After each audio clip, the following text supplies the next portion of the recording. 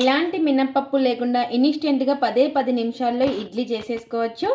ఇది ఏమి ఇడ్లీనో తెలుసా? సగ్గు బియ్యం, రేషన్ బియ్యంతో చేసిన ఇన్స్టెంట్ ఇడ్లీ. చాలా అంటే చాలా మెత్తగా నోట్లో పెట్టుకుంటే కరిగిపోయేలా ఉంటాయి ఈ ఇడ్లీలు. మరి ఈ ఇడ్లీ ఎలా ఏంటనేది మీకు చూస్తేనే కదా అర్థమవుతుంది. లేట్ ఎందుకు, ఇంకా వీడియోలోకి వెళ్ళిపోదాం పదండి. ముందుగా ఒక కప్పు రేషన్ బియ్యం అయితే తీసుకుంటున్నాను. ఇక్కడ వచ్చేసి నేను రేషన్ బియ్యంతో చేస్తున్నాను. మీరు లేకపోతే నార్మల్ బియ్యం అయినా చేసుకోవచ్చు.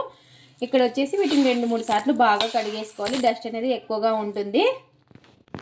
ఈ ఇడ్లీకి వచ్చేసి ఎలాంటి మినప్పప్పు అవసరం లేదు. బియ్యం, సగ్గు బియ్యంతో చేసేసుకోవచ్చు. ఈ ఇడ్లీ వచ్చేసి చాలా అంటే చాలా బాగుంటాయి, స్పాంజీగా. ఇలా ఒక 2-3 సార్లు ఈ బియ్యాన్ని బాగా కడిగేసుకుందాము. ఇప్పుడు ఈ నీళ్ళన్నీ కూడా వంపేసుకోవాలి. ఇలా ఇంకొక 2-3 సార్లు బాగా కడిగేసుకోవాలి. ఇలా 2-3 సార్లు కడిగేసుకొని అయితే ఈ బియ్యాన్ని నానబెట్టేసుకుందాము. నేను వచ్చేసి నైట్ నానబెట్టేసుకుంటున్నాను. నైట్ నానేసుకుంటే మార్నింగ్ బ్రేక్ఫాస్ట్కి తొందరగా అవుతుంది ఇన్స్టెంట్గా. ఇలా ఒక ప్లేట్ అయితే పెట్టేసుకుందాము. ఇక్కడ వచ్చేసి సగ్గు బియ్యం మనం ఏ కప్పుతో రేషన్ బియ్యం తీసుకున్నామో అదే కప్పుతో 1/2 కప్పు రేషన్ బియ్యానికి, 1 కప్పుకి సగ్గు బియ్యం 1/2 కప్పు వేసుకోవాలి. ఇలా వేరొక బౌల్లో వేసేసుకొని ఈ సగ్గు బియ్యాన్ని కూడా ఒక 2 సార్లు బాగా కడిగేసుకుందాము. ఇవి కూడా వచ్చేసి నేను నైట్ నానబెట్టేసుకుంటున్నాను, 2 ఒకేసారి. లేదా మీరు ఒక 4 అవర్స్ అయినా నానబెట్టేసుకోవచ్చు. ఇలా నీళ్ళు అనేది వేసేసుకొని ఇవి కూడా నానబెట్టేసుకుందాం నైట్. మిగతా ప్రాసెస్ ఇంకా మార్నింగ్ అయితే చూసేద్దాము.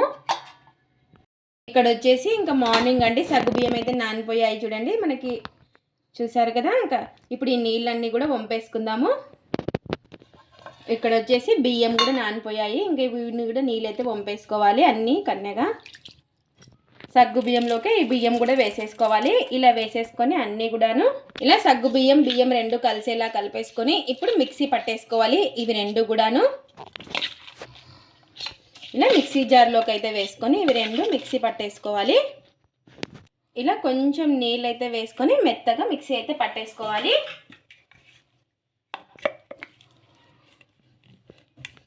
ఇలా మిక్సీ పట్టేసుకున్న దాన్ని ఒక బౌల్లోకి అయితే వేసుకుందాం. చూసారు కదా, నీళ్ళు అనేది చూసుకొని వేసుకోవాలి, ఎక్కువ వేసుకోకూడదు. ఇలా మిక్సీ పట్టేసుకోవాలి. మరి అంత మెత్తగా కాకుండా కొంచెం రవ్వలాగా ఉండే విధంగా పట్టేసుకోవాలి. చూసారు కదా, ఈ విధంగా ఇలా పట్టేసుకున్న దాన్ని నేను కొద్దిసేపు అయితే పక్కన పెట్టేసుకుంటున్నాను. మీరు కావాలంటే వెంటనే అయినా చేసుకోవచ్చు. పల్లీలను అయితే పెన్నం పైన వేసుకొని ఈ పల్లీల్ని వేయించేసుకుందాం. ఇక్కడ వచ్చేసి నేను పల్లి, పచ్చి కొబ్బరి 2 కలిపి చేసినాను అనమాట చట్నీని. ఇలా ఒకసారి ఈ విధంగా ట్రై చేయండి, చాలా బాగుంటుంది. ఇలా పల్లీల్ని సిమ్లో పెట్టుకొని వేయించేసుకోవాలి. ఈ పల్లీలను వచ్చేసి ఒక చిన్న కడాయి అయితే తీసేసుకొని కారానికి తగ్గట్టు పచ్చిమిర్చి వేసుకోవాలి. పచ్చిమిర్చి బాగా మగ్గాలన్నమాట. కొంచెం నూనె వేసుకొని ఈ పచ్చిమిర్చిని మగ్గించుకోవాలి.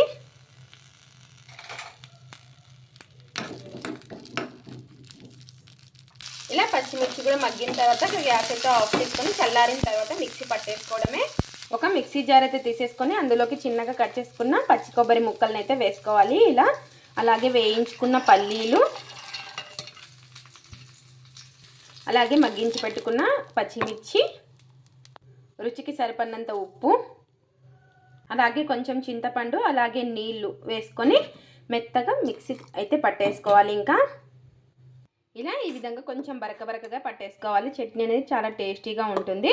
ఇలా పట్టేసుకునే దానికి ఇంకా పోపు అయితే పెట్టేసుకుందాం. ఇప్పుడు ఇలా జీలకర్ర, ఆవాలు, కరివేపాకు ఇంకా అన్నీ కూడా పోపు అయితే పెట్టేసుకున్నాను. నూనె వేసేసుకొని చట్నీ అయితే రెడీ అయిపోయింది, కొబ్బరి చట్నీ. ఇంకా ఇప్పుడు వచ్చేసి మిగతా ప్రాసెస్ అయితే చూసేద్దాం. ఇంకా ఇడ్లీకి అయితే పెట్టేసుకోవడమే. ఇంకా ఇక్కడ వచ్చేసి చట్నీ అయితే రెడీ అయిపోయింది కదండి. ఇంకా ఇడ్లీకి అయితే పెట్టేసుకోవడమే. ఇప్పుడు ఇందులోకి 1 స్పూన్ అంతా ఈనో వేసుకుందాము. ఇన్స్టెంట్గా చేస్తున్నాం కాబట్టి ఈనో అయితే వేసుకోవాలి. మీరు ఎక్కువ తీసుకుంటే 1 వేసుకోవచ్చు. నేనైతే 1 స్పూన్ వేస్తున్నాను. ఇలా 1 స్పూన్ అంతా ఈనో వేయడం వల్ల మనకి పొంగినట్టు అవుతుంది పిండి.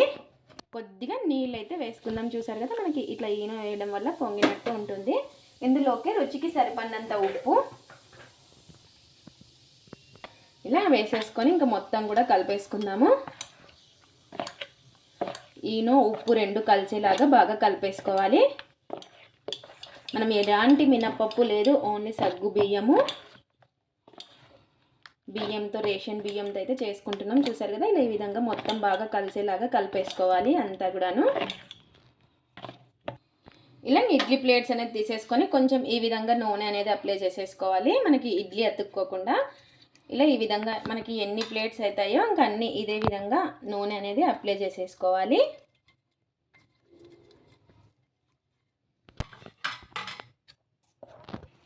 ఇలా ఇంకా మనం ఇడ్లీ ప్లేట్లలో ఈ బ్యాటర్ని వేసేసుకోవాలి.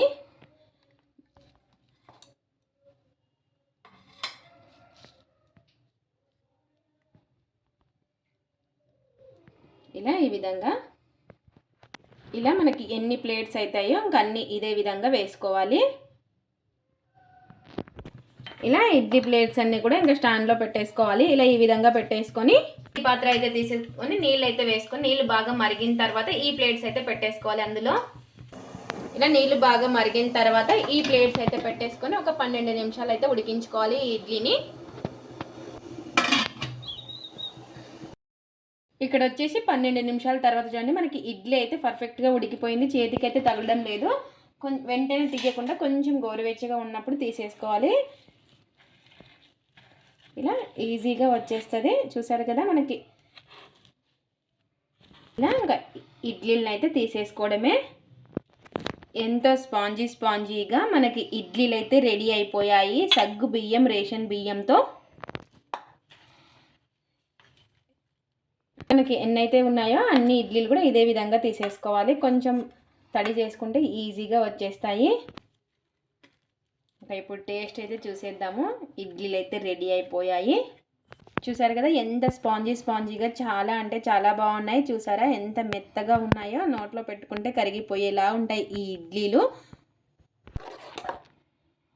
ఇంకా ఇందులోకి చట్నీ అయితే చేసుకున్నాం కదా, ఆ చట్నీలోకి అయితే టేస్ట్ అయితే చూసేద్దాము.